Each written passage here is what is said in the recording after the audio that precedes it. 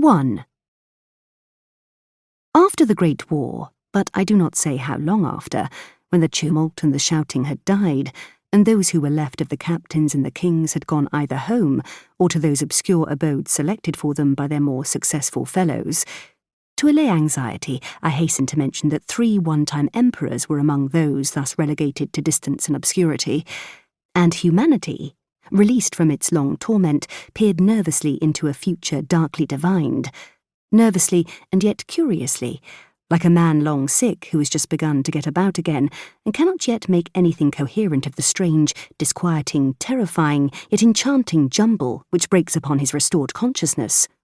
While these things happened, the train still ran through the Bakerloo tube, carrying people to their day's work. Compartments in tube trains are full of variety and life, more so than in trains above ground, being more congested and having straps, also no class snobbery. Swaying on adjacent straps were a fluffy typist reading The Love He Could Not Buy in the Daily Mirror, a spruce young civil servant on his way to the Foreign Office reading the Times, a clergyman reading the Challenge, who looked as if he was interested in the life and liberty movement, another clergyman reading the Guardian, who looked as if he wasn't, an elderly gentleman reading the Morning Post, who looked patriotic but soured, as if he had volunteered for national service during the Great War and had found it disappointing, a young man reading the Post-War, the Alert New Daily, and a citizen with a law-abiding face very properly perusing The Hidden Hand. The Hidden Hand was the government daily paper. Such a paper had for long been needed. It is difficult to understand why it was not started long ago.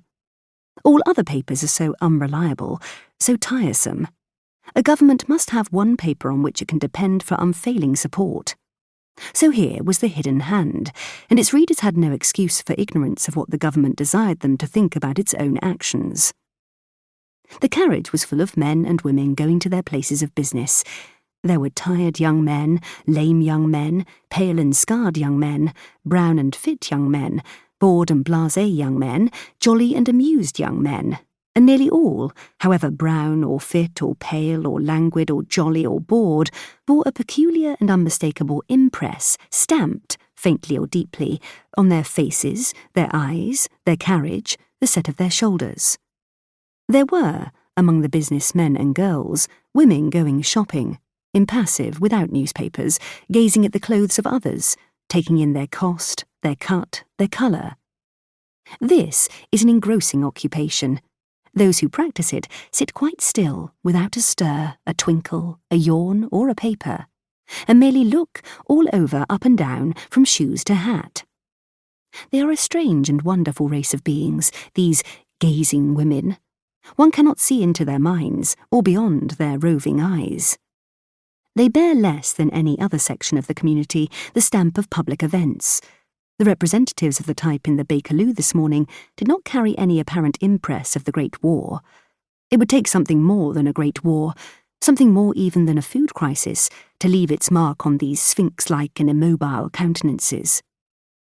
Kingdoms may rise and fall, nations may reel in the death grapple, but they sit gazing still, and their minds, amid the rocking chaos, may be imagined to be framing some such thoughts as these. Those are nice shoes. I wonder if they're the ones Swan and Edgar have at 30 shillings. She's trimmed her hat herself, and not well. That skirt is last year's shape. That's a smart coat. Dear me, what stockings. You'd think anyone would be ashamed. These women had not the air of reckless anticipation, of being alert for any happening, however queer, that, in differing degrees, marked the majority of people in these days. For that, in many, seemed the prevailing note. A series of events so surprising as to kill surprise, of disasters so appalling as to numb horror, had come and gone, leaving behind them this reckless touch, and with it a kind of greed, a determination to snatch whatever might be from life before it tumbled again into chaos. They had not been devoid of lessons in what moralists call making the best of it, those staggering years when everything had fallen and fallen, successively and simultaneously, civilization and governments and hopes and crowns and nations and soldiers and rain and tears and bombs and buildings, only not prices or newspapers. For, if everything had so fallen once, it might even now be riding for a fall again, in spite of the League of Nations and other devices for propping up the unsteady framework of a lasting peace. The thing was to get what one could first.